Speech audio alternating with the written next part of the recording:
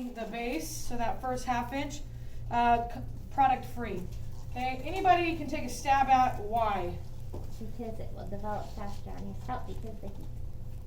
On the money, right there, okay? It is going to, your heat, your scalp produces heat naturally, okay?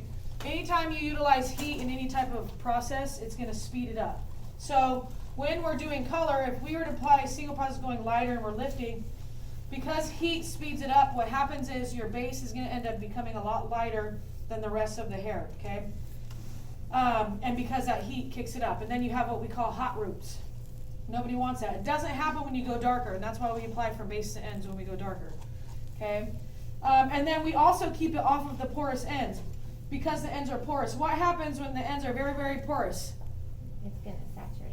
It's going to saturate and absorb that product up a lot more. So then in turn, it is actually going to lighten faster as well. Oh. So we keep it off of the base and the ends. The mid shaft, because this is where it's the most healthy, it needs the most time to process, to catch up. That's why we apply it, and then we'll let it process for 10 minutes, and then we go back and mix and apply to the base and ends, okay? Now notice too that it says we need to mix new color. And the reason why we need to mix new color is shelf life of color is about 17 minutes. After that, after 17 minutes, it becomes, starts shifting into a demi or a semi-permanent. Okay, so after you apply the whole thing and let it process for 10, by that time the color in the bowl expires. This is also why we only mix 3 ounces at a time, okay? Because otherwise it's not, the results will come out different, okay? All right, here we go. Single process going lighter. We're not outlining, so we're gonna take 1/4 of an inch section. So I'm gonna start in the bottom here. 1/4 of an inch. Pull this bad boy up.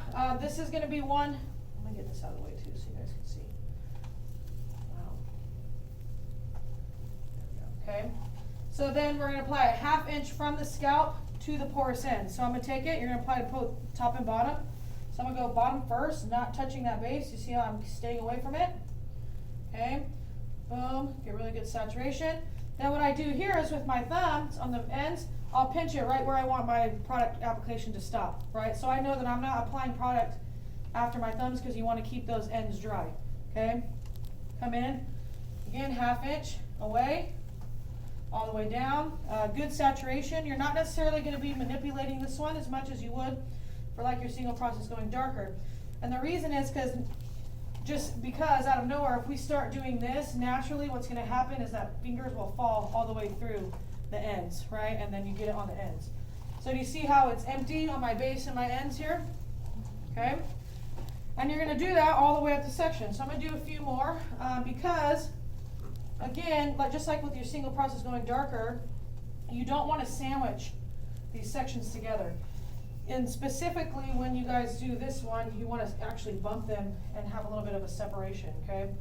And when you guys are doing your practical exam, that's going to be something I'm looking for, is are they all mushed together or did you keep them separated, right? So keeping my thumbs where I want that to stop, doing the bottom first, then the top, applying it right here. You want the saturation for this to be just like you would be frosting a cake, okay?